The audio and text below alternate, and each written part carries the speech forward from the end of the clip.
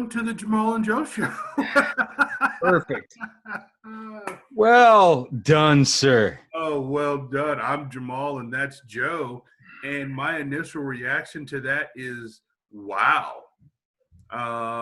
Yeah. Okay. Right. I don't know if you have any further things to add to that. I mean, because like I said, that the whole setup of that is that he's trying to present his daughter as like a gift to somebody in the Trump administration on behalf of his country to gain favor, because he knows that's what it's about, is that you just present. I mean, dude, if anybody's familiar with how the old country works, yeah, you present bribes, and then in this case it was his daughter. And yeah, and there she was in all her glory. That was something else, my friend. Wow. The uncomfortable looks of the people in the room made that clip. They were like, for sure. Okay, so yeah, man, that's I'm gonna have to go back and watch the whole movie now. I hadn't had a chance to check that out since it came out, and I'm like, wow, okay, Borat. No, well, and not that it's gonna make more sense once you watch the movie. I mean, that it's not gonna be like, oh, okay, now I get it. No, that scene is just, I mean, like a lot of scenes. One thing I love about Borat though is that if it is legit, if those are true people that are not aware that they're part of the bit, right? If that's actual and factual, I mean, if that's real, it's a lot of ifs. I know I'm throwing out there, because to me, you got to say those are just all actors and it's all just a shtick, right? But his whole premise is set up on these are real people, real folks, and I'm infiltrating and doing my comedy shtick. And getting people's real reactions, right? And all he's really doing is filming people being themselves, right? He's presenting them with a situation, and then letting them react. Do people really still fall for that in 2020? There's a whole like 2 hours worth of that movie that will show it. And the one thing that later on in that movie, sorry, here's some spoilers. Rudolph Giuliani makes an appearance. I heard about that. Right? Maybe you've seen a clip. Yeah. And you know, I watched the whole thing, and I give no benefit of the doubt to that guy, so I'll just say that. But what really struck me was the idea that if silly Borat movie crew can get that close to somebody that's that high up to the freaking president, silly movie crew could get past them and dupe his dumb ass and get him laying in bed with, I don't know how old they were trying to portray that she was. Right. But dude, a compromising position, you'd say. Yeah. And that was just them doing that, let alone like real spy guys that actually know what the hell they're doing. Right. And I mean, they're willing to just get as raw as possible to get you in the most ridiculous scenario as possible. Yeah, only stuff that you agree to. I mean, you know, and then ta-da, next thing you know, you can have a lot of leverage over a lot of important people. And that was what left me because that was like one of the final scenes in that flick, and I'm just like, man, again, we're all going, oh my gosh, haha, he got him, he jumped in with his panties, and I mean it, you know, okay, fine, but at the same time, dude, how does somebody supposedly that smart or supposedly that high up and connected get themselves put in that position? That's what I'm saying, and that this is when they're the most connected that they have ever been, right? The most protected that they'll ever be, and they're still getting just duped. Let alone back when they were just not like mayor of New York City is nobody, but when you're a bit further down the line and you have like say real spy guys after you, Mhm. trying to compromise you. Mhm. So at the time this was And filmed, he was like actively the president's lawyer, like communicating with the guy on a that's day what in I'm day basis. saying. Yeah. And here he is getting spoofed by a movie guy, but being put in a crazy position that in any other time would be just catastrophic for everybody involved. But now it's just Wednesday. Yeah. I mean, so It's just commonplace now. It's like, yeah, I mean, again, what we're getting used to is yeah. kind of So scary. We've lowered the bar so far to where oh, anybody can pretty much do anything, and it's not a big deal anymore. maybe not anybody. Well, a Certain large folks. a large part of the electorate. Yeah, I mean, certain folks can do anything they want and get away with it. It seems like, and not even like do what they want, but I mean, like blatantly, like just and not just and blatantly, and then be so absurd as to point their finger at the other side and just rattle off the list of shit. I mean, it's like they're confessing, except they're accusing somebody else of. Cool. It's not getting old yet. So, or, but or or like the line of the debate, I take full responsibility, although it's not my fault. man, I went for a bike ride. So I missed that action. I followed it up, on the. I didn't even really follow it up that much. I mean, again, I already voted, so I mean, Right. it's not anything. I mean, so did you watch it all? My wife watched the whole thing. Like, she's a junkie. She watched the whole thing. Mm-hmm. I was kind of in and out. I was in the garage for a little bit and bouncing around the house with the kids. And I just kind of heard clips of it. And then, online they were posting clips of it. So I watched like the first few minutes and that was about as much as I could take. I've also already voted. Um, and, that kind of leads us into one of the things I want to talk to you about. Mm. With more states going to early voting and Oregon being a vote by mail ballot midway through the month of October, do you think that's in the next, not this election cycle, obviously, but in the upcoming election cycles, do you think that's going to change the way people campaign? Being that millions of people have voted already way before the debates and way before all these commercials? Because in the next 10 days, we are going to be barraged with commercial and commercial and commercial and commercial. Do you think that's going to change the way we look at our election cycles? I mean, ideally, because more and more states would be able to do this common sense thing of mail-in voting. That again, there's like maybe two things that Oregon's figured out. Mail-in voting and legal weed. Mm-hmm. And I mean, like everything else, I don't know. We seem to one way or another kind of F it up, but we at least got those two things right. So that's Right. nice. And what, I mean, I honestly, I could not imagine having to go through what folks are going through. I mean, I just taking a moment for folks to actually have to stand in a line, and an ungodly stupid line that's been nothing but just gerrymandered and rigged and purposefully made more difficult to near impossible for folks to exercise their damn right. Right. So, I mean, do you want me to tell you about my voting experience? yeah, please. They gave me a little pin. Here it is. You might have seen these on Facebook.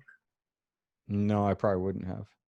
It says your vote counts. NC. Nice word. So, they gave you this pin when you walked in, and I went to the local community center, which is like literally, if a crow were to fly, maybe a mile and a third from my house. Okay. And I went last Saturday, Monday. I went Monday, and I took my two little ones with me, and I've taken them every time I've ever gone to vote, just because I want them to see what it's like. So we walk in, we got there, and there were 5 people ahead of us. So we just had to wait because they had 10 machines on the inside. So there was 10 people on the inside and then 5 people on the outside.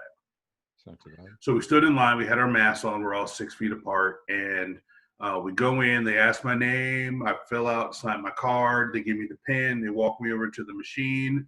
And boom, up comes the touch screen, right? So you get the pen and you boop, boop, boop, boop, boop with the pen on the touch screen. Okay. And then when you're done, when you hit finished, it prints out a card with all of your people who you voted for on it. And you take that card and you go and you put it in a machine, and then it actually scans it in. So North Carolina has changed that from the last time, so people can't hack in and adjust the votes. So it's actually like an old school punch card, but the machine punches it, and then you have to verify that your punches are correct before you send your ballot in. All in all, it was not a bad experience. I remember voting by mail, and voting by mail was so easy. I remember I just sit down at the coffee table and fill out my ballot and turn it in. But this wasn't bad. I mean, I've seen on the news some of these long lines of people waiting hours and hours to vote. But in my county is about the same size as your county, of Multnomah County. And we have 12 early voting places scattered all around the city. And no lie, man. I mean, I literally waited 8 minutes, if that, to go in and vote. You know, So do you think that that's like common in your area? Or, I mean, and by your area, I mean the South. So Texas, Alabama, and places further south than I am have tried to make it much harder for people to vote. North Carolina has made it easy for people to vote. Well, extremely easy, especially in Charlotte. Charlotte's the most populous part of North Carolina. They've made it extremely easy for people to vote. I mean, is North Carolina like the one bastion of sanity in all the South? I mean, are you guys like the liberal part of the South other than Austin, Texas kind of a thing? Pretty much. Because all the universities? Yeah, all the universities. So North Carolina went for Obama in 2008. But then it went for Trump in 2016, but by like 30,000 votes, 40,000 votes. It was close. Yeah. And it's looking like it will probably go for Biden. Now, you know, if you believe the polls, I mean, Trump wasn't supposed to win according to the polls. People said, "Oh, I'm voting for Hillary," and then they went in and voted for Trump. And it was probably the first time in recent American history where people lied to the pollsters. You know, whether or not they were ashamed that they were voting for Trump or whatever. But anyways, North Carolina is solidly a purple state, very much a purple state. So there's Mecklenburg County, which is where I'm at in Charlotte, and then there's Wake County, which is where Wake Forest University and, you know, all you know, those are like the 2 biggest population centers, and they're heavily blue. But there's enough rural area in the east and the west that kind of balances it out. So it's a toss-up state every year. But the thing that the pundits have been talking about this year is that in the last 4 years, so many people have moved into North Carolina from the north and the west that for the first time in a long time, the registered Democrats outweigh the registered Republicans in North Carolina. So it's, wow. I mean, we're talking in like 30 years, 40 years, something like that.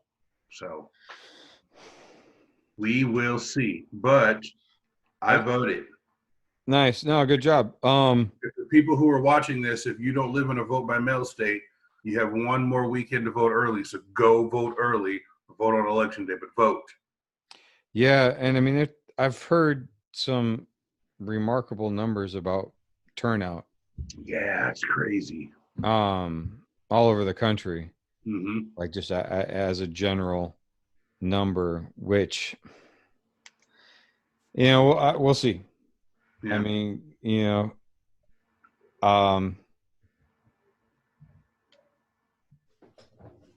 yeah, I'm not trying to jinx it because people got awful damn cocky last time. I know. And sure did. And damn. So What's by the way, I wanted to point out just as a small note or curiosity, like on our previous episode, we started by, and you mentioned obviously you're Jamal, and I'm curious, do you think there's any white fellows named Jamal? I actually do know a Jewish guy named Jamal. Yeah, Does he pronounce, how does he pronounce it? Jamal.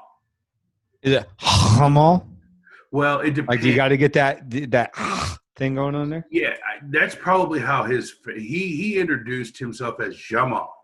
He is half Arabic and half, was it Saudi Arabian or a country from the Muslim area, and Jewish, but he identifies as Jewish because his mom is Jewish. Because in Okay. Arabic, Yep. Jamal means beauty. Okay. Sweet. I don't know if you knew that or not, but I did yeah, not. he identifies himself as he's half Jewish, but his name is Jamal, Okay. which I found kind of interesting. Yeah. No. Hmm. Was he ever Muslim, or has he always been Jewish? Because his dad is Jewish, he identified as Jewish.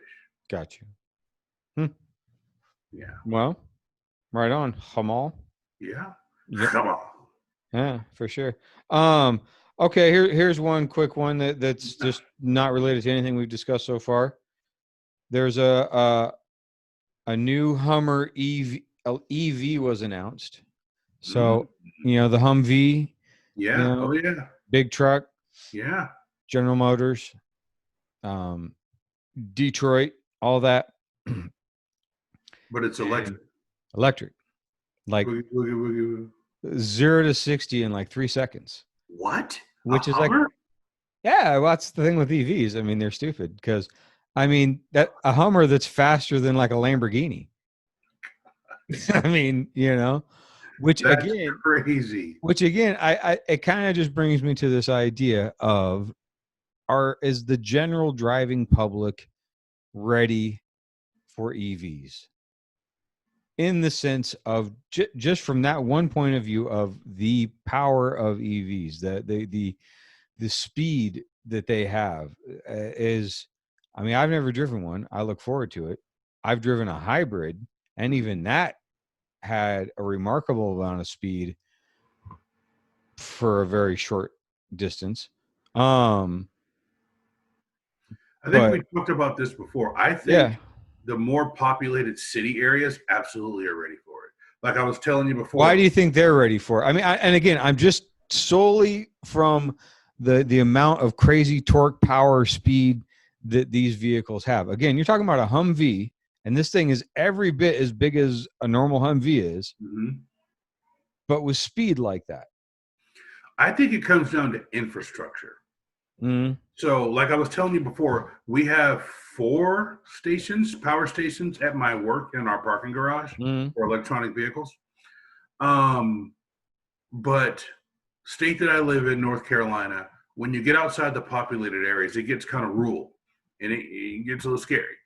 And when you get into like more rural areas, the infrastructure isn't there for electronic vehicles, at least where I live. And I've been to some of these more rural areas. For sure. And in the city, like in the city of Charlotte, sure, ready for it. There's people driving electronic vehicles left and right. But you get outside of the city, you get into J.R. Ryder areas, and Nice. they don't have the infrastructure for it. So I think that'll be an issue. And I think that might be an issue in every city when you get out past the suburbs, the infrastructure. The infrastructure, yes, but again, just dragging back to the idea of like what it's like for a person who's used to normal cars like we know them. If you are, I mean, to get into a Tesla and then have never driven something like that before, then say, okay, go drive to the store for your first time or whatever.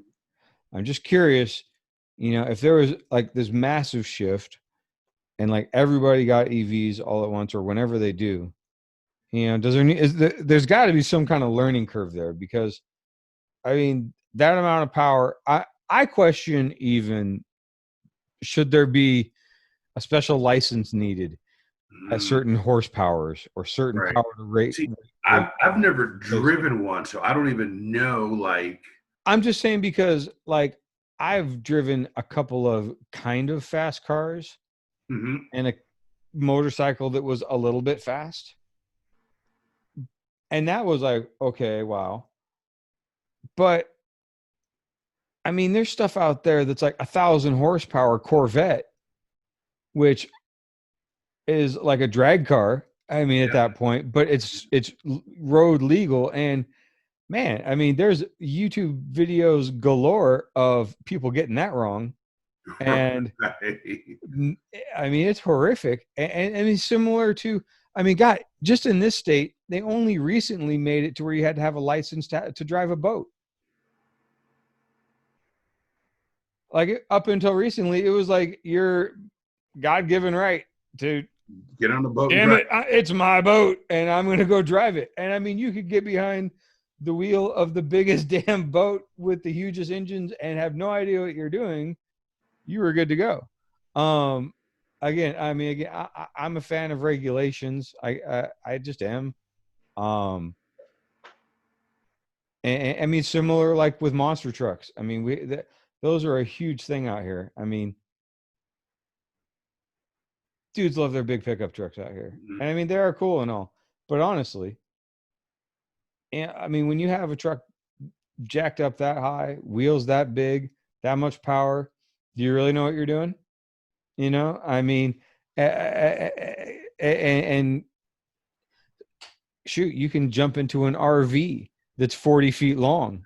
This is true, but you have to have a special license for that, Not right? up to not up to a certain point. You don't. You don't have to have a CDL for that. Hell no. You think all those grandma and grandpas driving out there got a CDL?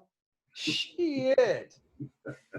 Hell no, man. They're like loaded on Oxycontin, like friggin' like you wouldn't believe. Can barely even see straight, and they're piloting that thing with a Suzuki Samurai towed behind, and they're good to go. And they can barely even see because they're freaking cataracts or some shit. But meanwhile, I mean, and they're almost as big as a freaking 53-foot flatbed that is a professional driver, Right. jacked up on meth probably, but whatever. He's a professional, and he went to school to learn how to drive that big ass thing. Versus granddad that sold the house, bought a land yacht, and And off you go. man, I mean, So do you think? well, here's the thing. Like, I'm a big fan of Tom Segura. He's a comedian. He's got some funny podcasts. Your Mom's House is his podcast. It's just hilarious. But he's got one where he it's like driving with him, and he does Mhm. fun videos just talking shit while he's driving along. But he did one recently of Tom rides a motorcycle for the first time, Ooh, right? And you're like, right? yeah. And you know, here's the thing: if you go skiing for the first time, it's kind of like demanded that you wear jeans and you go in the rain. It just seems to be that's how everybody does it, and Right. it's a horrible experience, and you look like a schmuck. So with a motorcycle on the road, if you're the kind of guy that jumps on with tennis shoes and shorts, you're that same fellow. Um, and if you're and he's saying this is my very first time being on a motorcycle, you're like, okay, I notice you're on a public road. Right. Probably don't want to do that either. Yeah. And it's like a big bike. It's like a big Triumph, which is a legit. You know, Oh, so it's a big dude. I mean, it's a nice Oh, bike. I mean, yeah. it is not a beginner bike by any stretch of the imagination. Um, and you see him, and he's got that scared kind of look. Oh Mm-hmm. my god, he burped the clutch, killed it. Went, oh my god, kind of went like he had like a video following him, and you can see him trying to do the turn, and because he has no idea what he's doing, Right. turning a motorcycle is really hard, and you kind of just drift right into the curb. And Oh, amazingly, he stopped right before the curb, and then he shut it down, and he goes, "I think I need to not do this anymore." And so smart on you for that, realizing that. But yeah, good stuff there for me. That was fun. Do stuff safe, folks. Take a motorcycle class if you're interested. Yeah, definitely. So when it comes to like electronic vehicles, like I've never driven one. Like I have no clue the power that you're talking about. Like I have no clue. Okay, so what's the fastest car you've been in?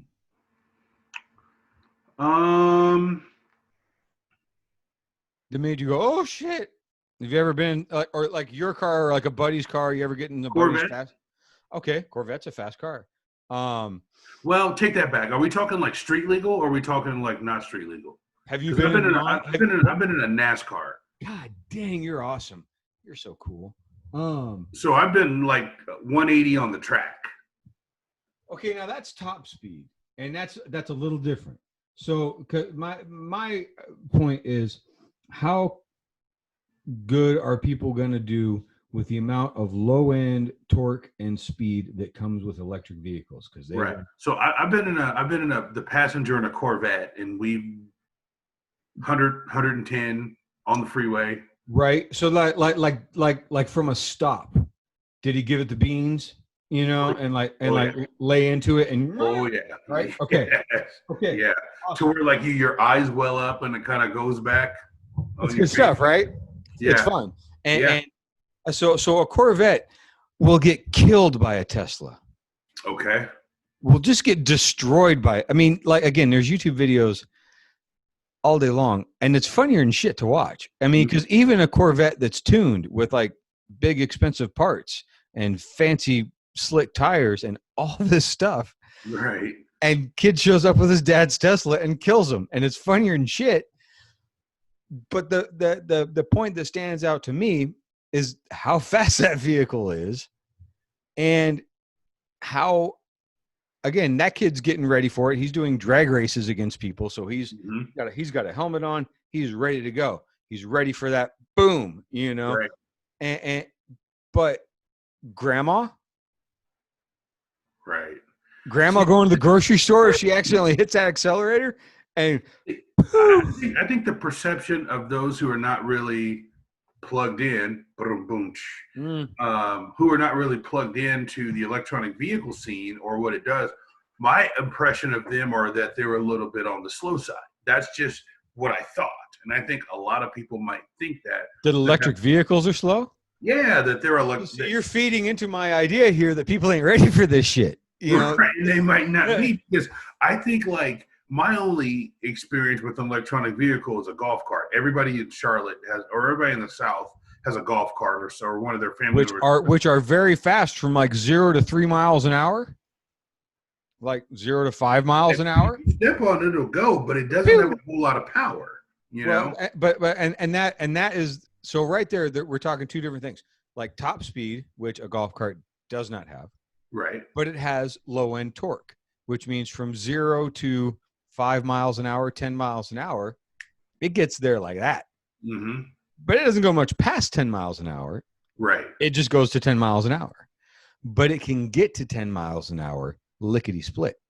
Right. For a little golf cart, it can get up to 10 miles an hour really fast.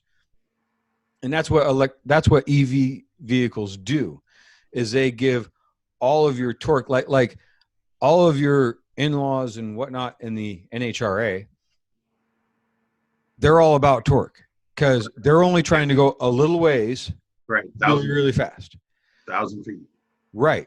But they're trying to do that 1,000 feet as fast as they can. So how fast can you get all that power down to make yourself go? Mm-hmm.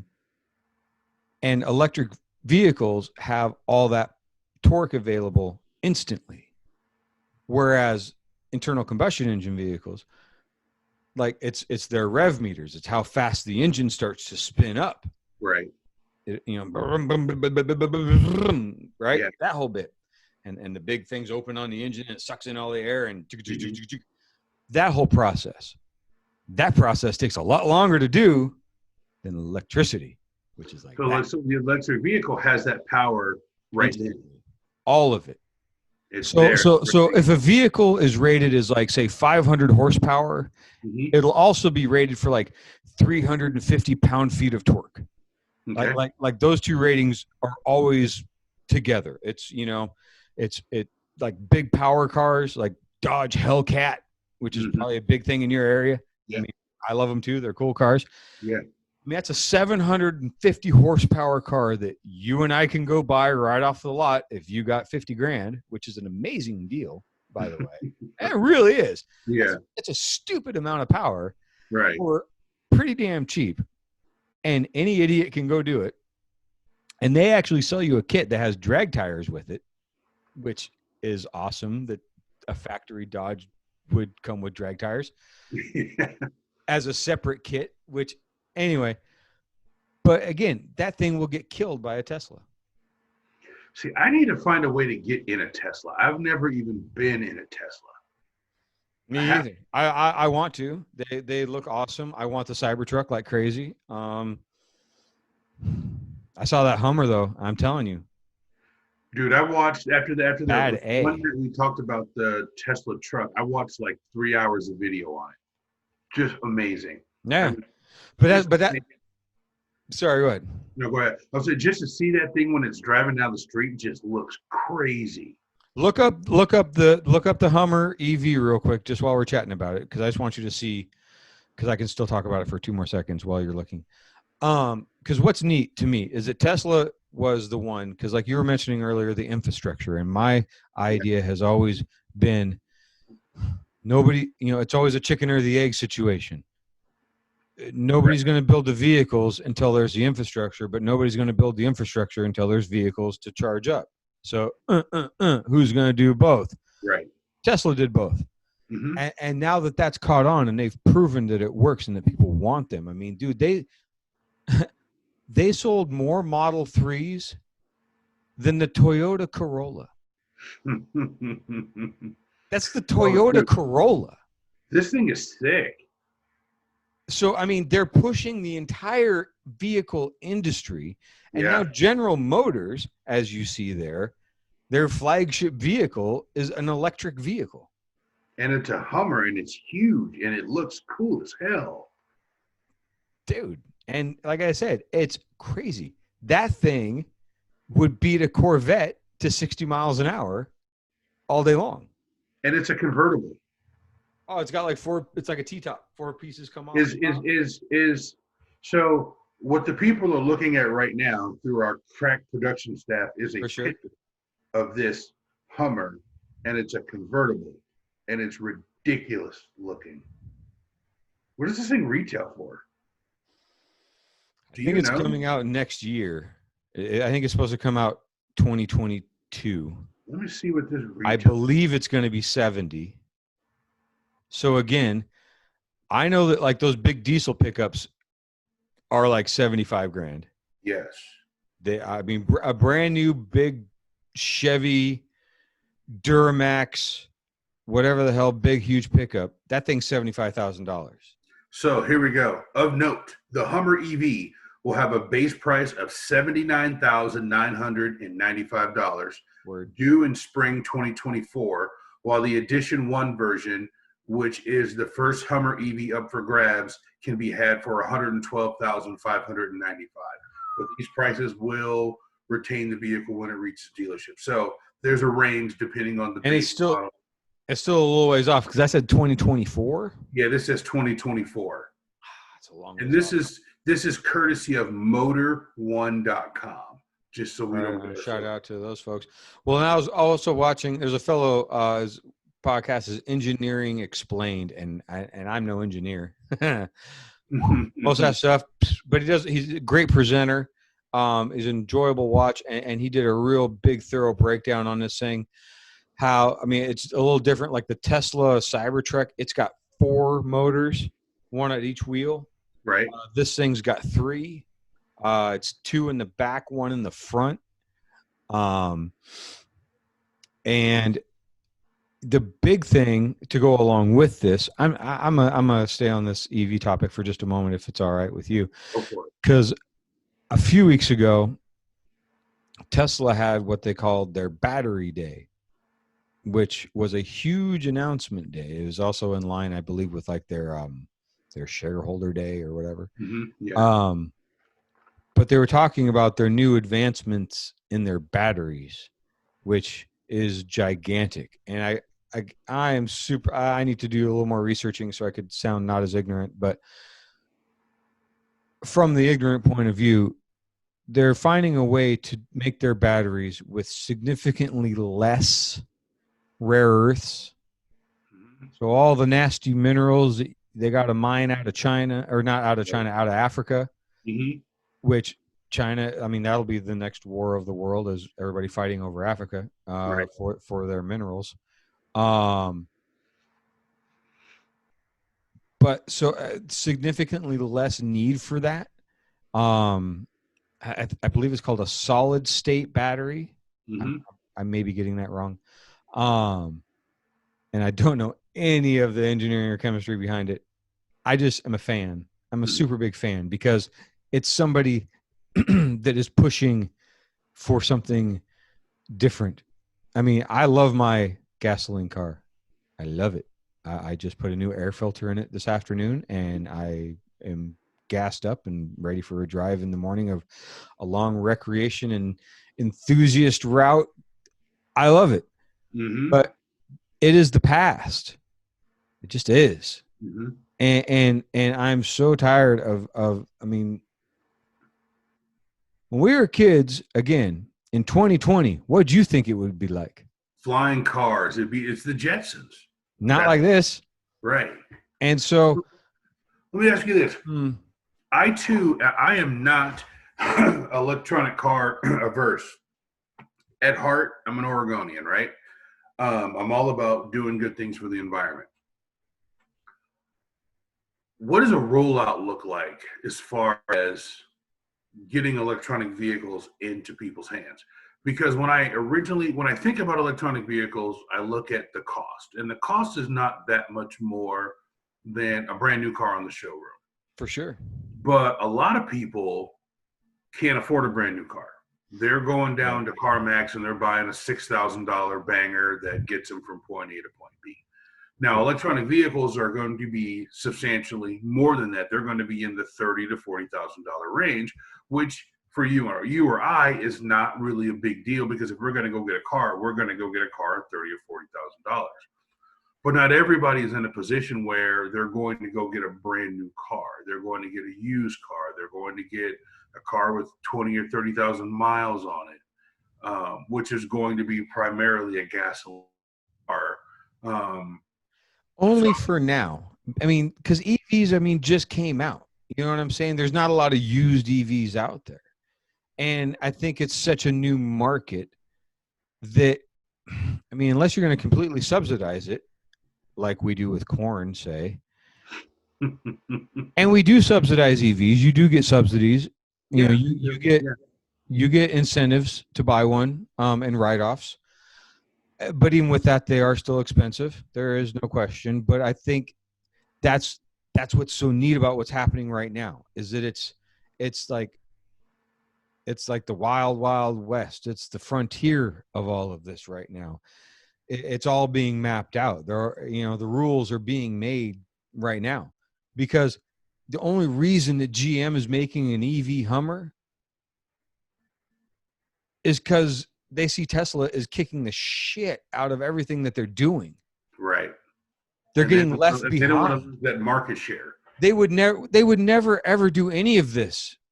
They would keep, like GM in the 80s is a fine example of resting on your laurels and barfing out the same pukey crap because nobody can go buy anything anywhere else. They literally had tariffs on Japanese cars coming in because they didn't want the competition. Our amazing capitalistic grandfathers that are all about, capitalism. Capitalism is not what we've been taught of fair trade and competition. It is, what kind of an edge can you get on somebody else and hammer and screw them into the ground? Right. I wish there were laws that said people had to buy my product. That'd be sweet. Yeah. So, Yeah. Anyway, so Tesla's like the ultimate disruptor, a homegrown disruptor. it's beautiful, and I know that Elon's a wacky guy, and whatever, fine. You don't. I'm not his biggest fan either, but I love what they're doing. And he's not the whole damn company. He's just the wacky spokesman. He's the Trump of freaking Tesla. I mean, he's the spokesman, fine. And yes, he has a lot of crazy visions. Hey, here's one. Do you want to put a freaking computer into your head? I don't, but he's got that idea floating out there. Yeah. I'm not signing up for that one, but I sure the heck like his vehicles. And I love that he's pushing the entire industry to change. I mean, GM, for Pete's sake, is making an electric Hummer. That blew my mind. That blew my damn mind. I mean, that is like I said, all these guys out here that love rolling coal. I don't know if that's a thing in your neck of the woods. Guys in their huge diesel trucks that make them extra pukey of their exhaust. Proud of it. But whatever will they do when somebody pulls up to them in an electric truck, and just blows their doors off? Because they treat those things like hot rods. They love to drag race them. They don't really get them dirty. Right. They're just hot rod trucks. So yeah, I don't know.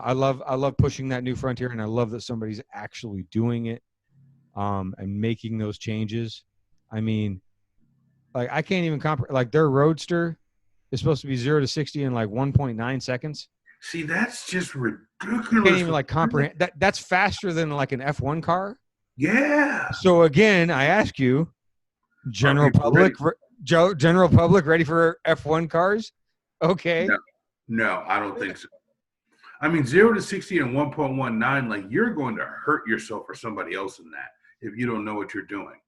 But honestly, the other cars are not that far behind that. I mean, when you're family truckster of a Tesla Model X, which is the big SUV with the cool gull wing doors, I mean, that does 0 to 60 in 3 seconds.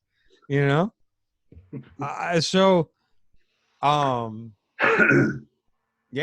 fun ride for the fam. So how much faster are those in the flex fuel cars?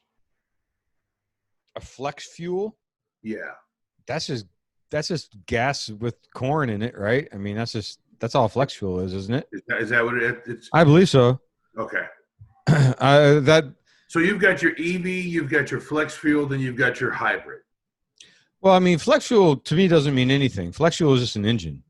Flex fuel is just a branding, marketing thing that is, it can run on crappy ethanol and corn mixtures. Because like in our state, I think you get the max 10% ethanol, but like in California, it's like 35% or something. It's like way higher. So you don't get near the bang for your gallon if you're into performance and things like that. Gotcha. That gasoline does not burn as performance oriented. And then a hybrid is just, it can run on gas or it can run on electricity. Correct. So a flex fuel is just a gasoline engine. Gotcha. That's all it is.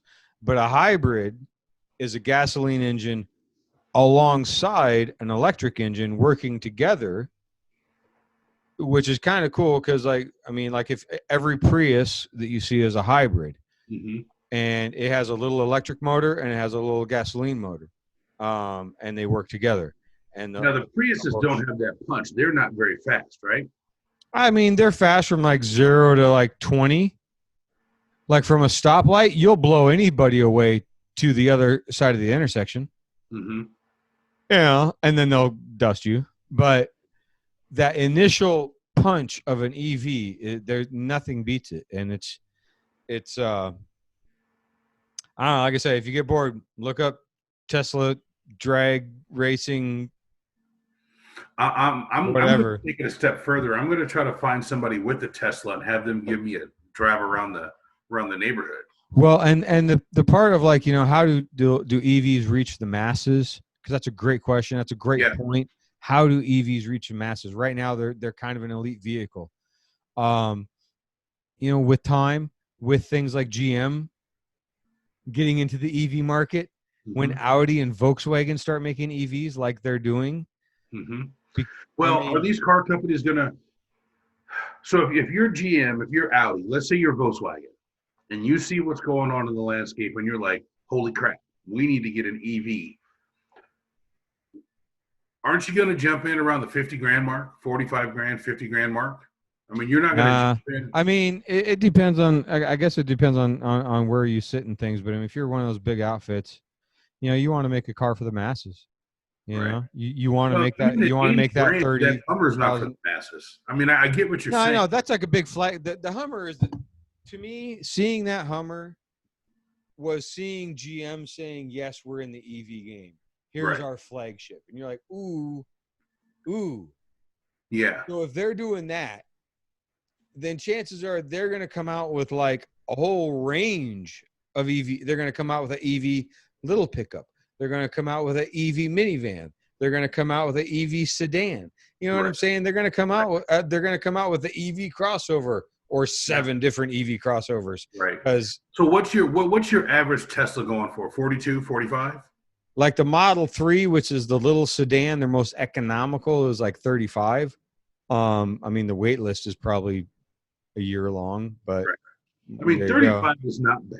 It's not bad. Yeah, it's reasonable. I know that they just unveiled at that battery day or whatever, or investor day or whatever, they unveiled a newer, cheaper version that they were trying to get that was like, I don't know if it was down in the 20, like the high 20s or something. So an even cheaper one. So again, I mean, they are pushing to try to get them to. So in your opinion, what's the break point? The batteries? To get it to the masses. What the batteries? Well, I mean, the price point, I mean, $20,000. I mean, cheap as you can make them, whatever. But the way that they will make them cheaper is their batteries. And if they come up with a better battery, I believe they have announced that they have. I mean, GM's got to already be going like, oh shit. Because they realize how far they're behind. I mean, they're like, oh, yay, we came out with our sweet Hummer EV. Cool. You're on last millennium's battery, yo. Right. I mean, by the way, we just left you in the dust again. Right. So that's wild stuff. And for them to do that kind of, I mean, when these announcements come out so close to each other, I mean, you can tell that what's going on. I mean, they're one-upping each other. But, Tesla keeps upping it over and over again.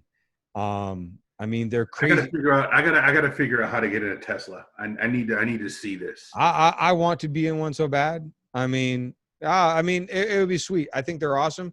Don't get me wrong; they have their downfalls. And that's why, like that other fellow I watched, that Rich Rebuilds. Shout out to that guy. His videos are so fun to watch. They're so interesting. And again, I'm no engineer. I don't know why I like watching engineers so much, but they're entertaining to me. And his whole thing is like retrofitting, purposing used Teslas, salvage Teslas. I mean, ones that were like freaking in floods. And he restores them, gets all, and he talks about how difficult Tesla makes it to get repair parts. Like, they do not give you repair parts. They will shut down your car. That's the kind of effed up thing about EVs, and all of our neat connected world. Because that Tesla is essentially just a big freaking iPhone. Right. And if Tesla decides, oh, no thanks, bam, they will just kill your car. So he has a lot of videos about like him buying like a used Tesla. Right. So he was not the original owner and he wants to get new parts for it. No, we won't give you new parts. So then he goes and he finds salvage parts from other cars. And they shut it down. And he starts putting it together, but then he needs to start recoding and shit. I mean, it's, or he needs to get like a software update from Tesla. And they're like, no, we're not going to give that to you. Piss off. And the hurdles that he goes through, it's amazing. and he bypasses like everything Tesla does. It's hilarious because they are so like GM is like, tell us what part you want, we will gladly sell it to you Right. and Exactly. have it on your doorstep the next day. Right. Tesla's like, no, you can't have any of it, not yours. So Tesla wants you to bring it to their shop and drop it off, and they'll put it on. I don't even think they want to deal with it at all. They just sell you a new one. Get in line. So my initial thought would have been that the big four car companies would have pushed back, but I think they see it's kind of the wave of the future. Wow, So man, how do you? My whole thing is like I know 4 people that have Teslas, right? man, get a ride at my work, but I haven't been to my work since March. Yeah. So I remember we'd look out the window at the parking garage, and all 4 Teslas would be parked. They'd all be backed in, of course, right? They'd be backed in, and they're right there at the charging stations, and we're like, oh man, check it out. That one's like a 2019 or a 2020. And so every now and then we'd go walk across the street to the parking garage and go look in the window and peep in there and see them. So I know 4 people that have a Tesla, and if we were back in the office, I just walk up and go, hey, I'm Jamal. I don't really know you, but you drive that Tesla that parks in this one spot every day because we peep out the window at you. Will you take me to Burger King for lunch? Yeah, yeah. But we haven't been to work since March. But I'm going to figure out a way. I would love to drive a EV. Now, tell me this. Do you know what the cost is to get the charging set up at your house? Do you know that?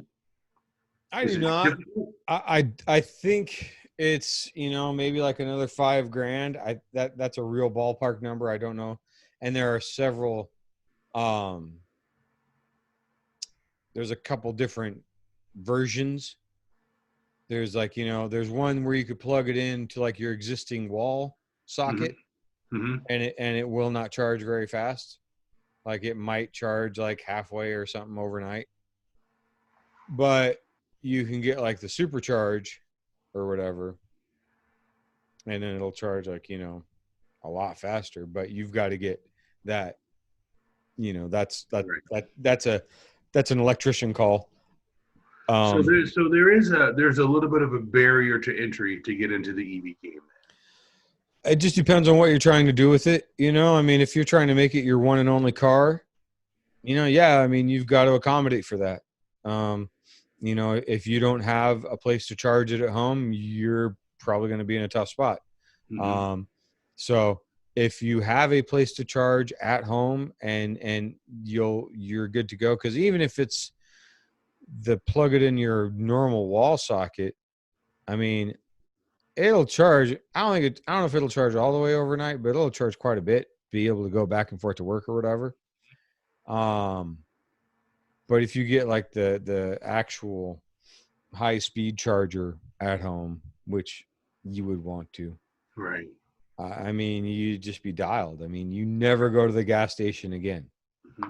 So then the other thing that I think of is when I talk about infrastructure, and you're talking about the whole chicken and game thing. So North Carolina is a fairly big state.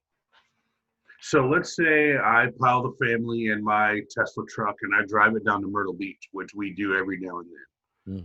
I would have to make sure that there's a charging station where I'm going, or I'd be kind of SOL.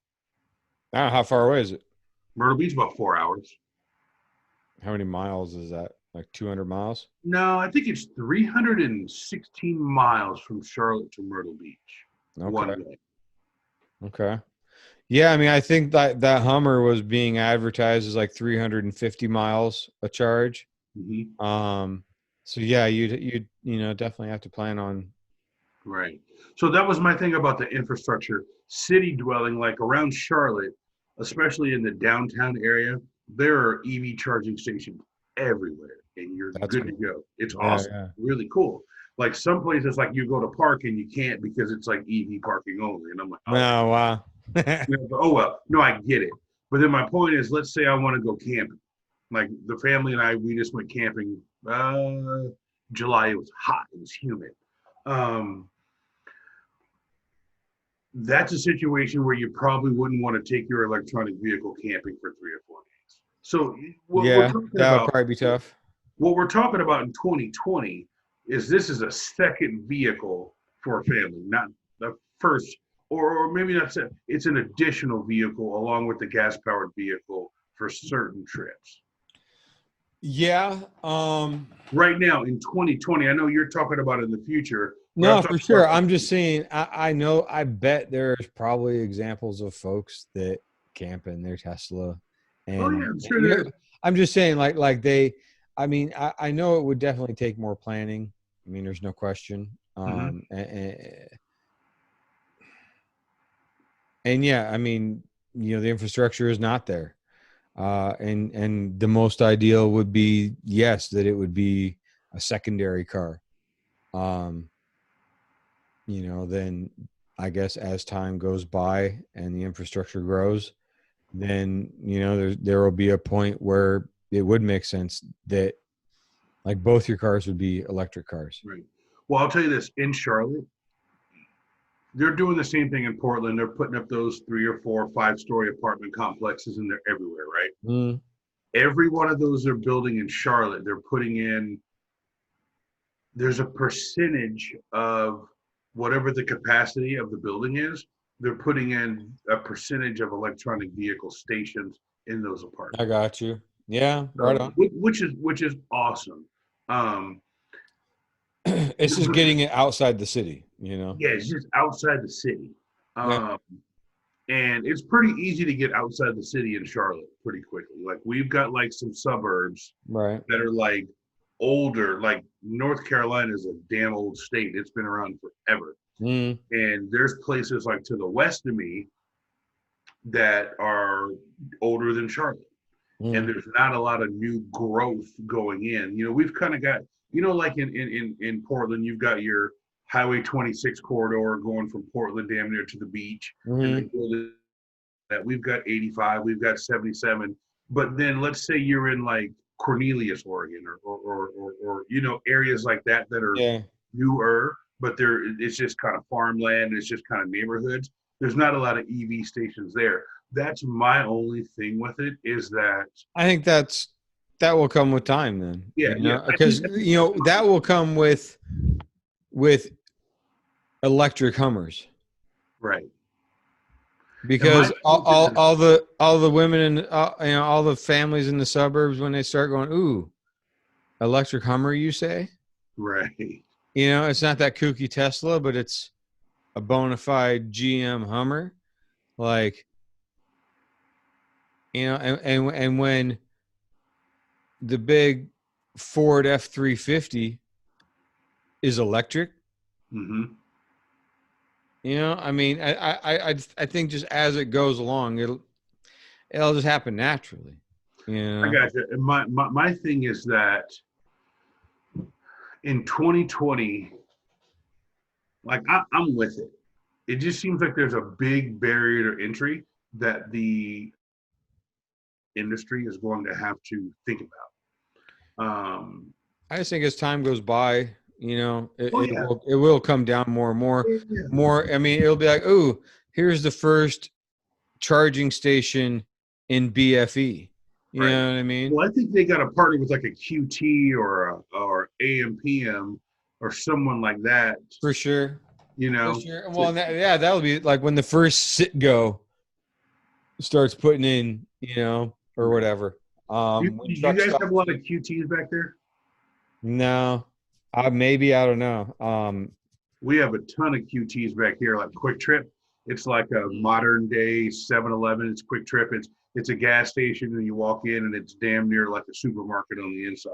And Oh wow, no, I'm not familiar with those. yeah, it's like the Chick-fil-A of gas stations. You guys got some.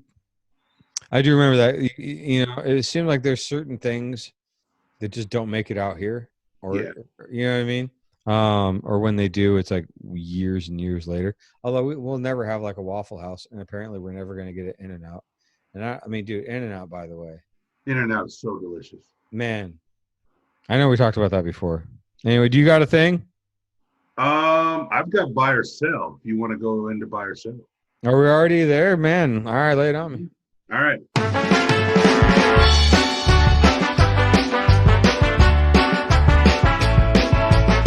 So first buy or sell is Black Friday. So Black Friday has historically been the day where retailers all around the country, or the world for that matter, have put out crazy sales, and they've got hundreds of people lining up for 4 or 5 hours to run around their stores and buy big flat screen TVs and spend a bunch of money. But in the pantheon of coronavirus and stores being limited to 20% of capacity at any given time, and folks not wanting to stand in line. Man, people, if a store gives a deal, people will still be lined up, mobbing each other and stomping each other. I guarantee it. So buy or sell for Black Friday, you're going to say buy? Whichever one means idiots will still line up to stomp each other into the ground. Because it's going to happen, man. I mean, and at that point, do you put it on the retailer and go, man, I mean, you're creating too big of an opportunity for a problem. Right. And it's on you.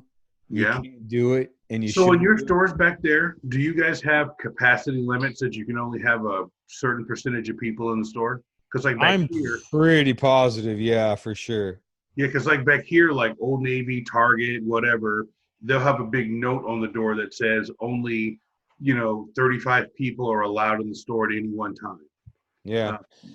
I admittedly, man, I mean, the amount that I don't go out. And the only store I've been into is the weed store, where they do that. And I mean, there's 5 people allowed inside at a time, and everybody else stands around outside and waits. Right. And I think it's probably the same at, I mean, they were doing that at Costco and stuff. So, right. Yeah. So yeah, I'm a little more skeptical on Black Friday. I won't be out at Black Friday. Hell no. I sure the hell wouldn't be. But that's what I'm saying. I mean, if I put that on the stores, or at this point, does the deep state have to come in and almighty government say, stores, you literally cannot be open? Well, it would have to get to that point, because if you don't do that, you're implicitly saying, go ahead and be open, and the stores will absolutely do it, and you will have mobs. I think people are not smart, right? People are not smart. And if you're going to give somebody a flat screen TV for $199, people are going to risk the coronavirus. If the cities or states or municipalities don't explicitly shut the stores down, then the stores will absolutely go on like everything's cool, and they will have mobs, and it will be stupid, and everybody will go, I can't believe that a bunch of people caught corona at Black Friday, because they'll show it, and it'll be Walmart of people streaming to get in. And I don't know. I mean, maybe they'll regulate it. That's the thing. They'll regulate how many people get into the store, and there'll be 900 people piled up against the door, back like the record store day. Exactly. Exactly. So yeah, I mean, I've never participated in any of those events. I sure don't want to this time around. That's for damn sure. But so, I would put that on the states or whatever to say, no, you literally you can't do it. You can't be open like that. Yeah. So I think back here, they're going to do it. They're just going to have the line in the parking lot. That's what I'm saying. And this mob in the parking lot, you say? Yeah, exactly. Remember when we did that in the parking lot? That's what I'm saying. And set up those cones all beautiful, and it didn't. Who was that was there? Jim. No. Who was the artist? Do you remember? Slayer. That's right. Or as dude was getting put in the cop car. Slayer. Oh, that's right. So good. I forgot we met Slayer. That's right.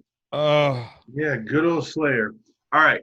Next thing on the good old buy or sell. Civil unrest after the election. Do you think it will happen or not? It's already happening. Do you think there will be extra civil unrest?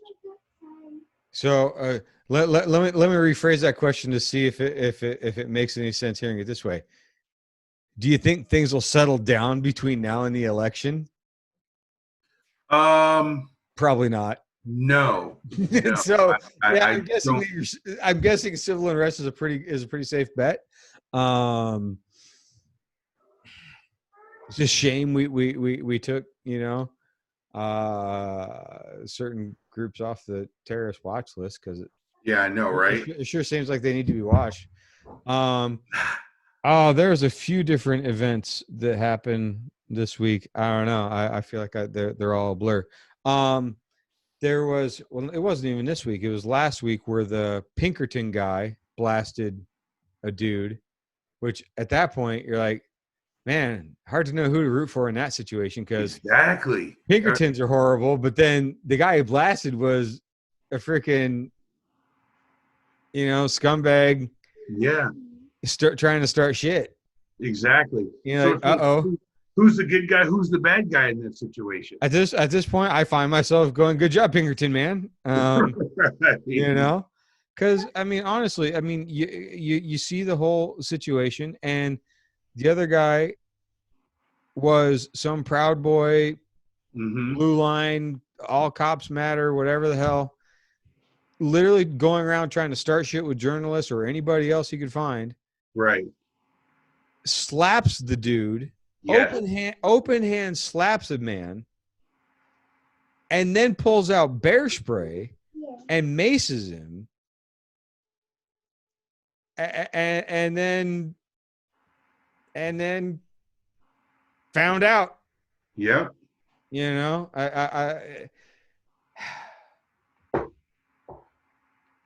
I mean, what would you do in that situation? Heck of a shot. Yeah. I mean, here's the thing. If somebody open hand slaps me, I'm probably going to do something. Dude, I mean, and it was open hand slap, then followed by getting bear maced. I mean, dude. Right. And that's dude, I mean, that guy kept his shit together enough to even pull his gun and fire. Right. Effectively. Let alone. That's, I guess, what is that, good training? I mean, have you ever been made? Muscle memory. I mean, that's just muscle memory. That's like just. Have you ever been maced? No. I have not been directly maced, but I've been in an area where mace was sprayed. Unpleasant?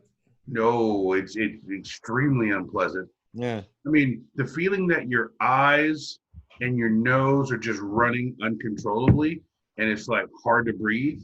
And that was like, I remember it was in, God, it might have been a year or two out of high school, maybe even senior year. And some, hero sprayed mace at this party because some guy was talking to his girl and just opened up a can of mace at the party. And I was in a different room. Wow. So brave enough to almost get into a fight, but not brave enough to actually get an ass whooping. Exactly. Yeah. Opened up a can of mace, sprayed the whole room down. Wow. And of course, somebody says mace, and you had to run through the front room to get out the door. So you had to run through the mace to get outside. Or if we were using our critical thinking skills, we could have just stayed in the room we were in and kept the door shut. But everybody wanted to run outside. I get it. I mean, we were 19 years old or whatever. Oh, that's funny. So we had to run through the mace to get outside, and then the cops showed up, and it was just a whole mess. But no, I mean, but Mr. Pinkerton, man, and who was being hired as a bodyguard for the journalists. Mm-hmm. Let's go ahead and just reflect on that for a moment. Right. In America. That the journalist needs a bodyguard. An armed bodyguard. Yeah. Yeah. So cool. And then, like I say, these.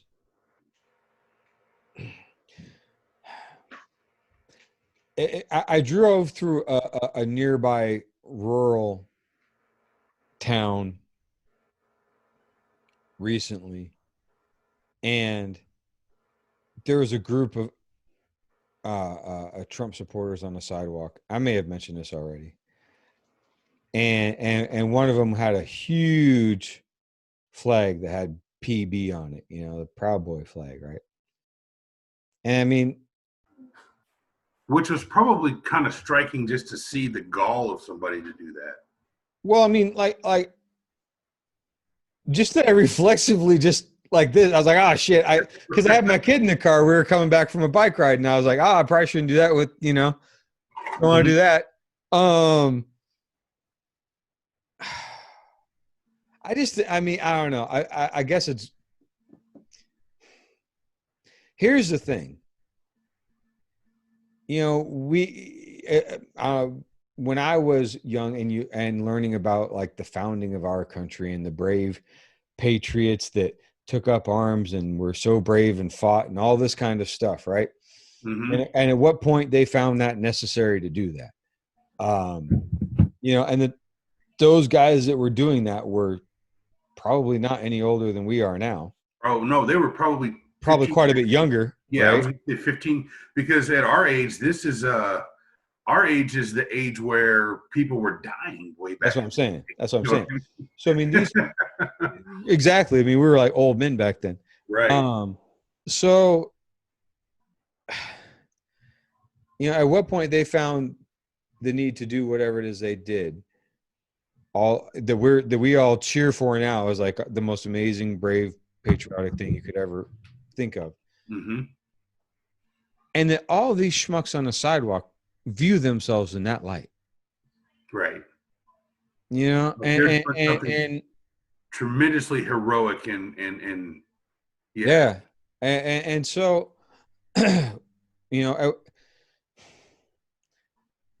because at what point does anybody fight back against that? I don't want to, because I have my kid in the car, and so I just want to get home and make sure that everything's okay. And right, and I'm but gosh, if our founding fathers were so chicken shit as that, as to say, oh no, I can't go because of my family, mm-hmm. we wouldn't have gotten very far. So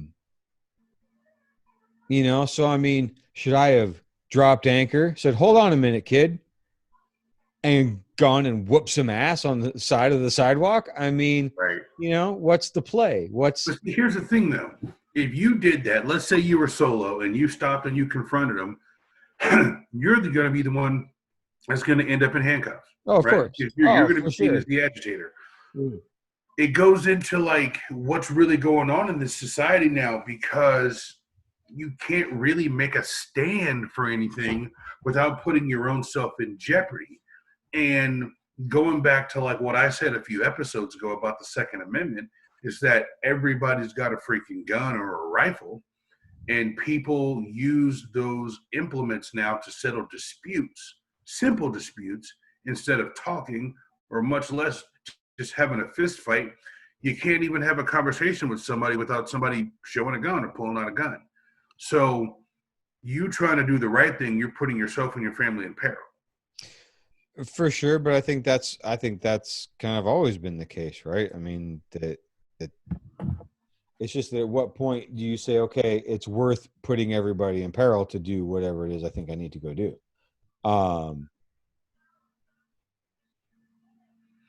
And I'm a big guy on like, I want to pick my battles. I've always been a little pragmatic when it comes there, and I do have some friends and people that we know in common that work with us at the law firm that have never not seen an opportunity to shoot their mouth off at people like that, which can be good or bad. Right. I've never been like a true hothead, so I try to pick my spots. But that's probably, so I'm probably not the best guy to lead a revolution, because the people that are leading the revolution are looking for every opportunity to go out there and get the message out and do it, So I mean, sure, but to me, yes, I mean they get the message out, but I mean the true revolution, I think, takes a lot more planning than that. True. It is people that are laying in the cut and waiting to make a move, and the organization that it took to do that, and getting people all together that were on the same page, which, sounds awful conspiratorial because it is. Yeah. But again, you could apply all the same language to all those idiots that were standing out there on the sidewalk, and not just apply it to them. They scream that language themselves. They're Right. proud of it. They are singing it out loud of how amazing they think they are for doing what it is they think that they're doing. And again, I it kind of gets back to what we talked about of, I get the idea that, yeah, I get it. There they are. I see them, and they're waving a big banner of, hey, we're the idiots over here. Yes. And that is good to know where the idiots are. But that they feel bold enough to be out there at all in the first place is, And we may not ever change their mind. I don't think you'll ever Right. change those folks' mind, just whether or not they feel comfortable enough to express those views right. out in public, I guess. And how, I don't know, man, maybe because I've never been around or exposed to this, but what has had to happen to you in your life or your family where you get it that wrong? Like, have you been that sheltered, or have you been indoctrinated with just hate and evilness? But Nah. See, well, you know what? I feel like I feel like I could speak on this Yeah. because it's that white people disillusionment. It's that white entitlement that I'm learning more and more about. That a lot of folks feel like, hey, I'm being left behind, and that ain't right. And well, you might be getting left behind. Sucks to be you. I don't know what to tell you. I mean, fucking figure it out.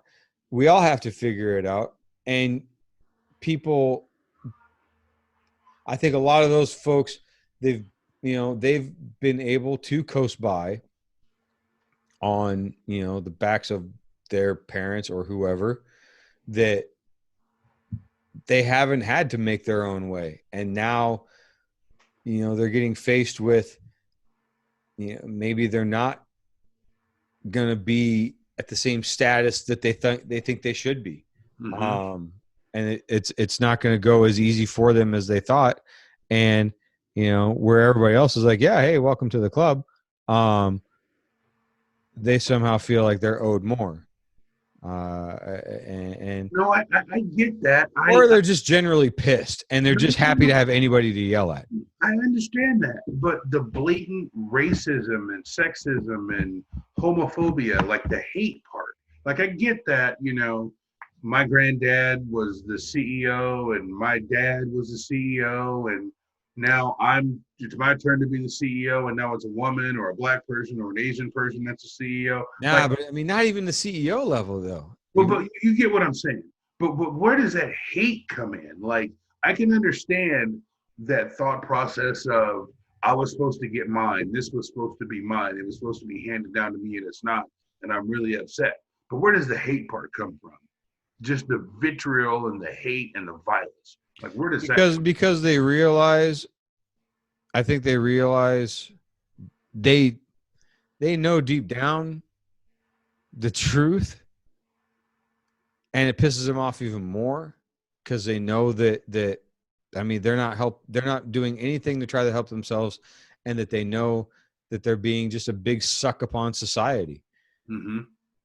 And that somehow that's okay.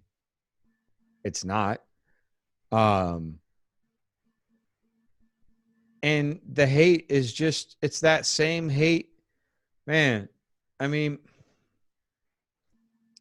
every time I've seen video, film from Hitler rallies and shit, and when I started to comprehend what those moments were, where that entire country was coming off of the end of World War I, where Germany had to pay reparations to all of Europe for World War I. Right? They were the pariah. but I mean, completely broke that country, Hmm. which was the point, Right. to completely break them. Broke their military, broke their infrastructure, But broke their. what it did was it galvanized them, Hmm. right? They didn't know it at first. They were broken. They had wheelbarrows full of Deutschmarks that were worth shit. Right. They burned them for heat. And then along came charismatic yelly guy Right. who said, hey, it sucks. And I know it sucks, and you know it sucks. And we all know that it sucks, and it shouldn't suck for us. We don't deserve this. We deserve better. Aren't you mad that you don't have better? I'm mad. You should be mad too. Let's be mad together. And then let's point all of our anger at whatever I say. And then at that And point, that galvanizing moment of when everybody could look around and go, because again, like when you were mentioning like all the white people that are like, my dad was CEO and my granddad was CEO, but I'm not. I don't think it's those. I'm talking about like grandpaps was a butt shit farmer. Daddy was a butt shit farmer. We all got handouts all of our life. We've done nothing our entire existence, and we were proud of it.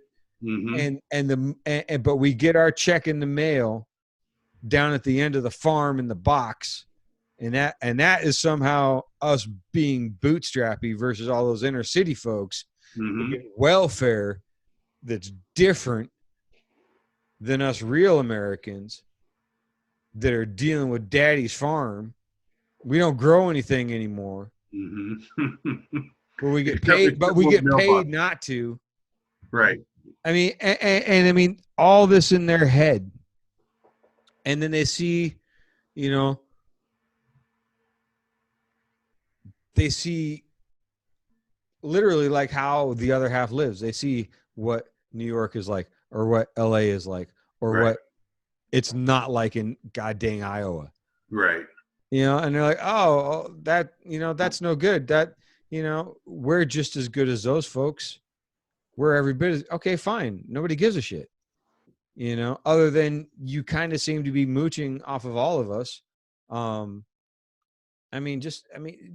Just the sheer idea of like the amount of income generated from blue states compared to red states. Right. But it's all about the population base.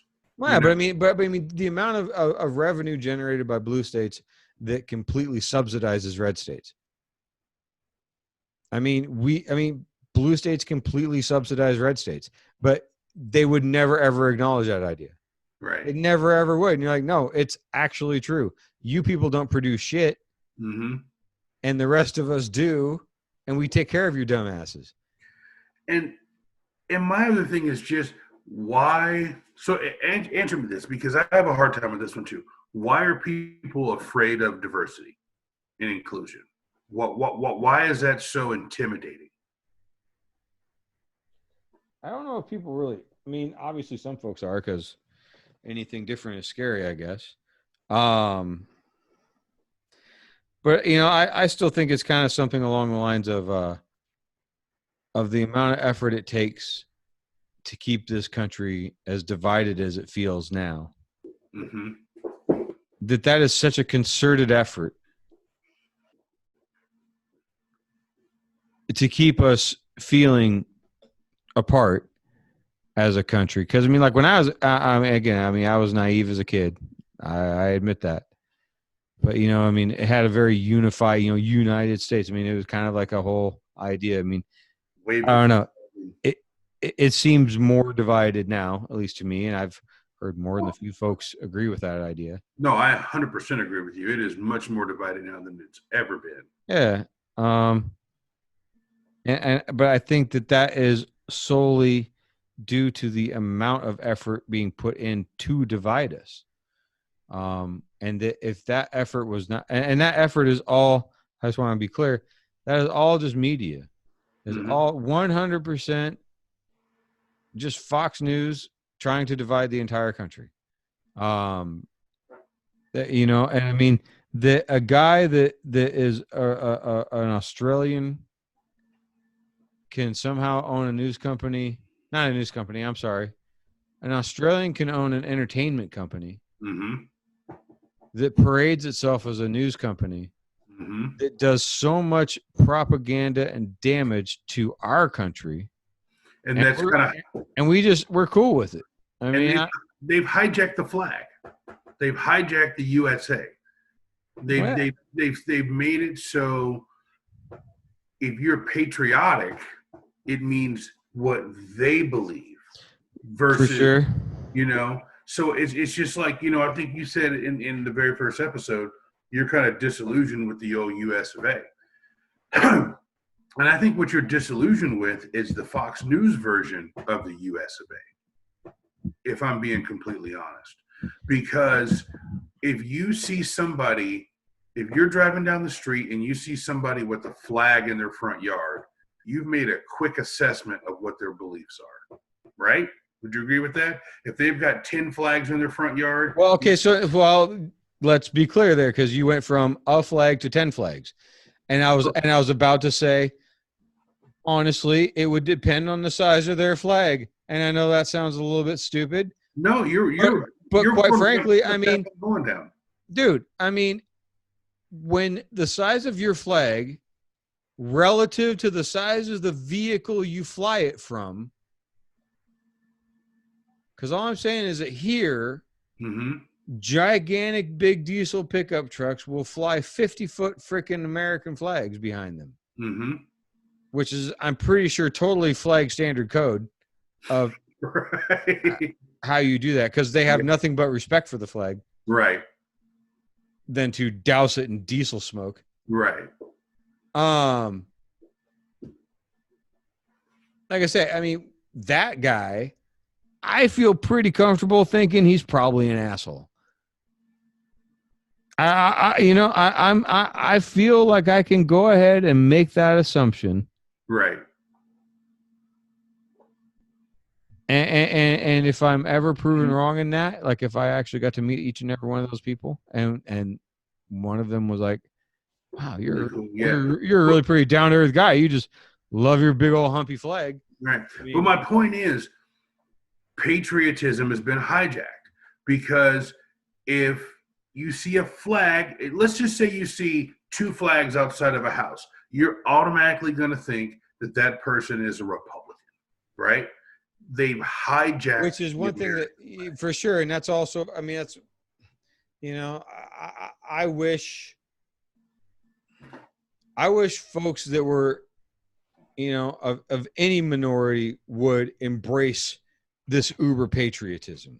You know what I'm saying? I would love to see like some LGBT guys, whatever car they might drive, with a huge, but they don't, because they're like, nah, it's stupid. I'm not going to do that. And you're right. This whole thing has been, you know, that's what's so frustrating is it, you know, it's not them flying a Confederate flag now.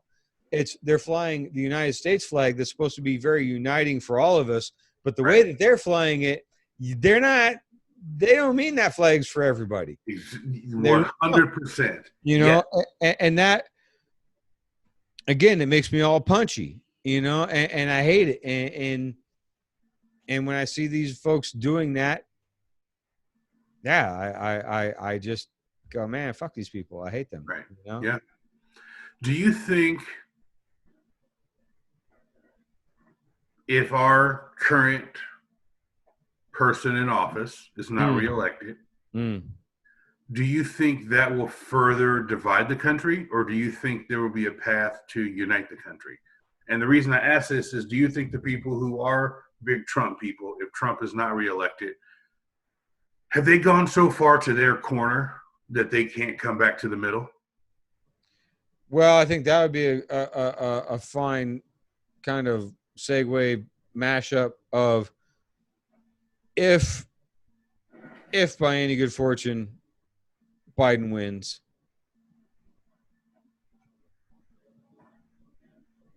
does he go and prosecute everybody? Because he oughta. Yeah.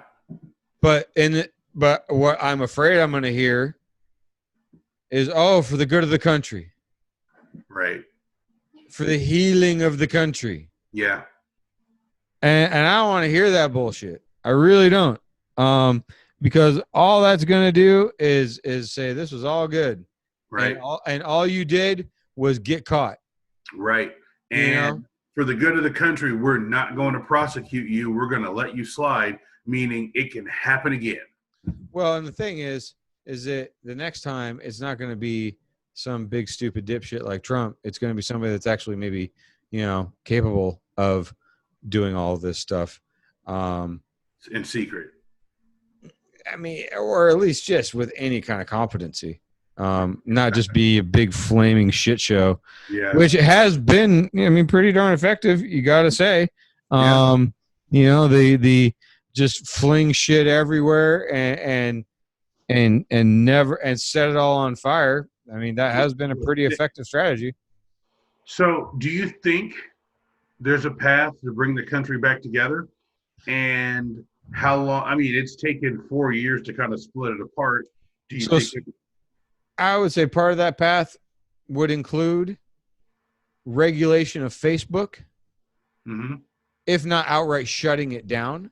And all of its affiliated things like Instagram and whatever. Similarly, Fox News, I think, should be shut down. You know what? Tell me about free speech. Ask me how much I care. Right.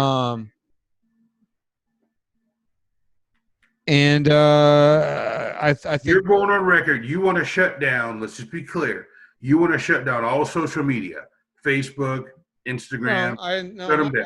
Not all social media. I mean, I would consider a site that I go to that's a news aggregate site, but when people log in and make comments, that's kind of social media. I wouldn't want to shut that down. But I think Facebook is absolutely a malignant enemy of our country. Now, no question about it. Is it the people? So what about Facebook? Is it the ads on Facebook? Because like when I get on Facebook, I'm just posting pictures of my kids and where I went to eat and stuff like that. So are you talking about the bots that are putting things out in the Facebook verse, or be a little more specific? For sure. I mean, the amount that they are willing to they have hampered down, any, if you mention Antifa, if you mention, man, you will get hammered. Yet they will allow every right-wing crazy off the rails, everything. It's all good. None of that's ever been banned. I mean, that's been the festering ground of all of these groups have been Facebook. Yeah. I get it. It started out as a way for a dude to get chicks in college to give him their info. Cool. Right. And it's turned into this horrible, horrible thing. When he got funded, I believe in 2009 or 10, by a shit ton of money from Russia. That seems like that might have something to do with all this. Right. Just a little bit. I mean, goddamn. Dude is not working in the interest of this country. He's just not. And the impunity that he's operating with, the power that he swings, the amount of influence that's peddled there, and all of it unchecked and unregulated because, it's just entertainment or some shit. Well, then fuck it. Fox is just entertainment too. Right. I guess it's all, no. It's regulated. If I have to have a rated R because there might be some titties in something, then Facebook could get regulated too. Right. Simple as that. So how would you do it? If I have to worry about hearing motherfucker on the latest Too Short album, right? Because I'm sure he's still dropping hits. So, I mean, if we have to be all fret and worried about parental advisory stickers and rated R and Grand Theft Auto video game is explicit content, then why can't we have that disclaimer for these outfits that have that have so much influence, but yet they're allowed to just run amok, and the damage that has been caused by unfiltered, unregulated, just complete propaganda from every source in the world to be blasted on there 24/7, so that folks like maybe yourself or like my mom who, I just want to see pictures of my grandkids. I don't want to get anything political. Oh, okay, fine. That's the whole problem though, is that you're going to get stuff no matter what. Yeah. And so that's my issue with it, is that it's massively political. It has zero regulation, and people are getting bombarded with it whether they want to or not. No, you're right. So routinely, I get these random Facebook requests from people who I don't know. And what they do is they blast out all these Facebook requests. So you get a Facebook request and it says, John Doe Facebook request. And then it'll say, John Doe has X amount of friends in common with you. And all it takes is for one of your friends to accept them. And then you go, oh, they're friends with Joe. So Joe must know them, so I'll accept them. Right. Then you start getting ads and you start getting messages from this person trying to influence you on X, Y, or Z. Right. And other people will see that you're friends with this person and they'll say, oh, Jamal and Joe both are friends with this person. They must be cool. If I get some friend request from some 25-year-old girl in a bikini, I don't know her. You know what I mean? So I'm probably clicking decline. But that whole system that's being exploited there, that's the problem. Is that is completely unregulated. And I mean, the amount of, whether they're bots, whether they're a bunch of, good folks from the Eastern Bloc typing away, about, there's a great scene in Borat. I mean, it's like a little Ukrainian girl that is making a post like, as a black man, I can't wait to vote for Trump. Right. Yeah, exactly. Like, cool. That's the problem. Is it? Right. It is so. It's just absolute free for all, with no regulation at all, and dude at the top is just making money, and he doesn't give a shit other than he's making money. Well, so, I'll give you. So I'm not really in the favor of like shutting it down.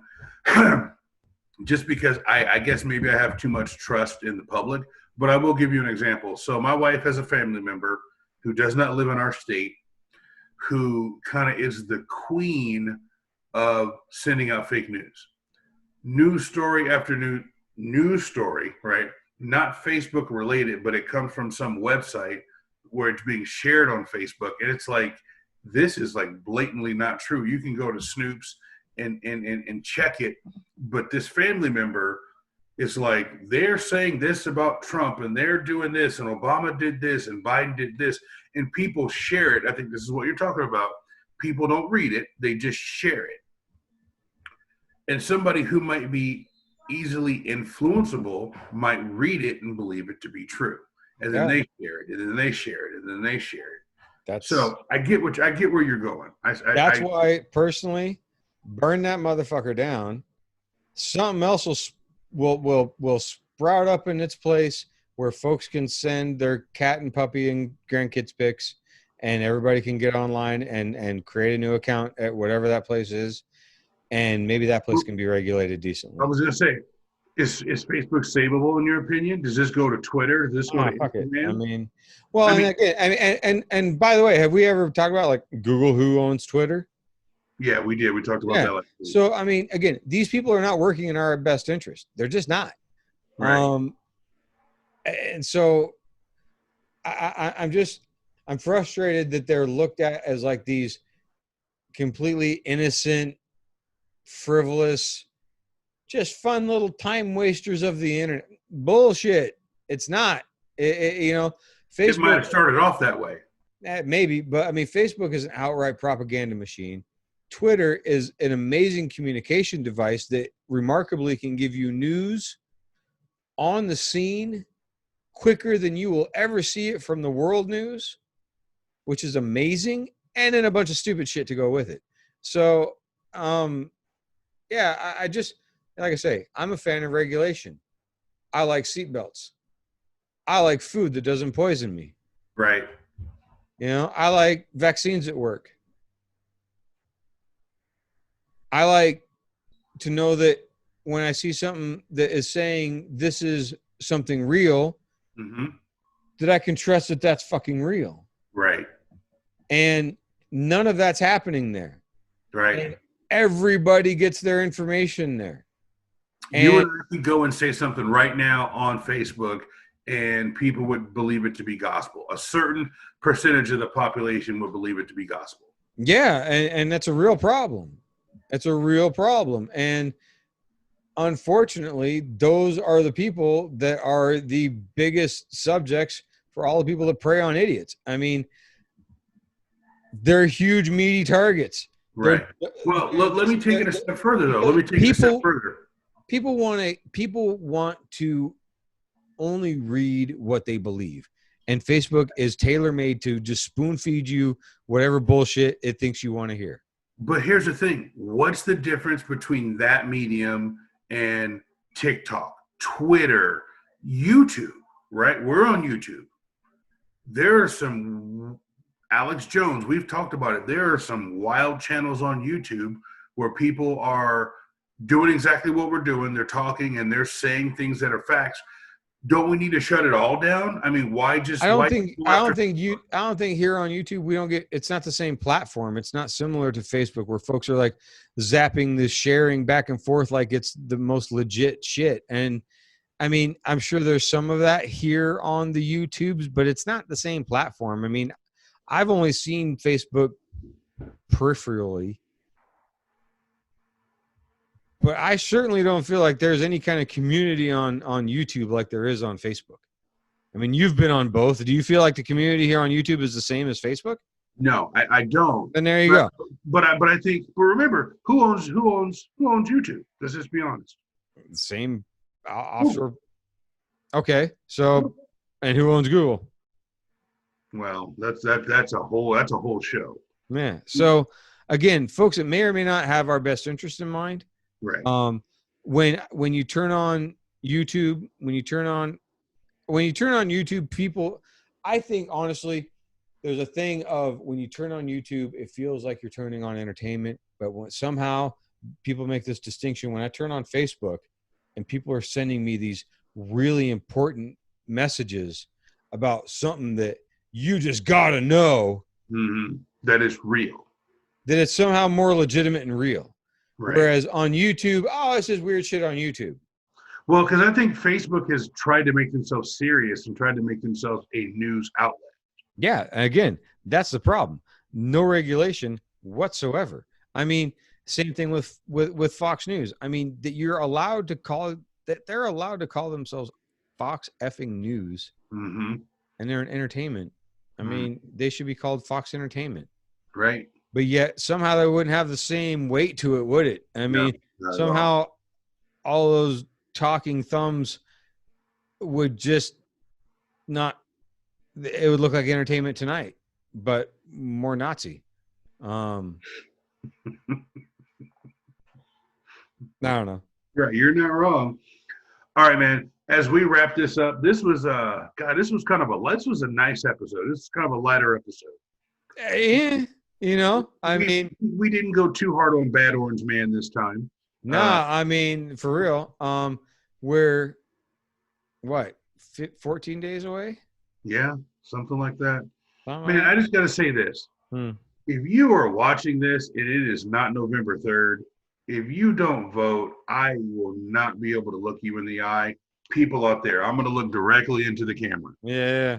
VOTE. You have some Village People action there. That's right. For real. I mean, folks, get out there. I mean, please do. And it's so easy for me to say because, like I said, I had the mail-in voting.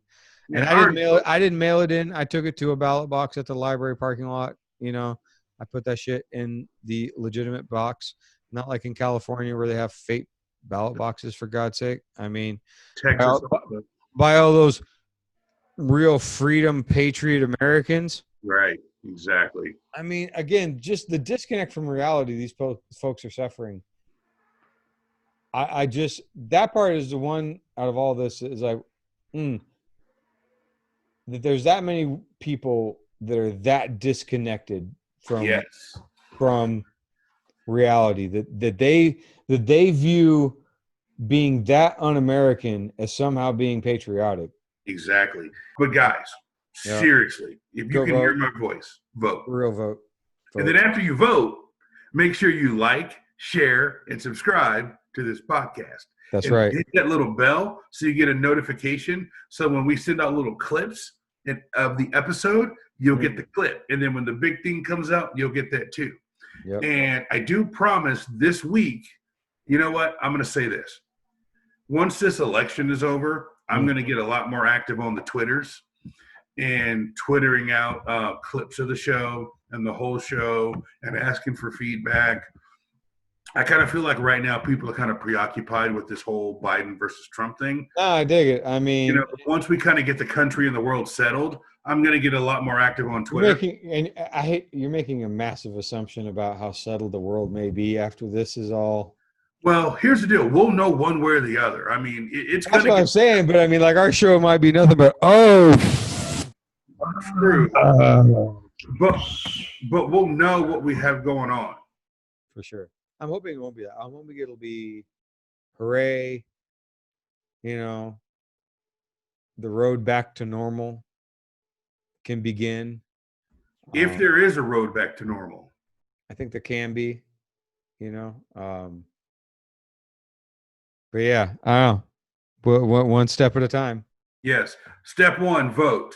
Step 2, like. Step 3, subscribe. Yep. Step 4, comment. Yep. Step 5, turn on notifications. That's what you got to do in that order. Bang. Maybe a cheeseburger after that. And maybe a cheeseburger, an In-N-Out cheeseburger, and a Chick-fil-A sandwich, and gas from QT, and an EV. Now, we're not sponsored by any of these people unless you want. Unless you want to. Right? If Elon wants to send me a Tesla, I'll test drive it. Or I would eat a chicken sandwich right now. That sounds good as hell. Sounds real good. Yeah. All right, man. Well, I will see you next week. This is fantastic talking to you. And guys, when you see this video, comment on it. Let us know what you're thinking because, like I've said before, I'm always right. I know that. Nice. But my mind can be changed. So like, share, subscribe, turn on notifications, and vote. Word. All right, man. I'll talk to you. Good night. Jamal and Joe Show signing off. Peace.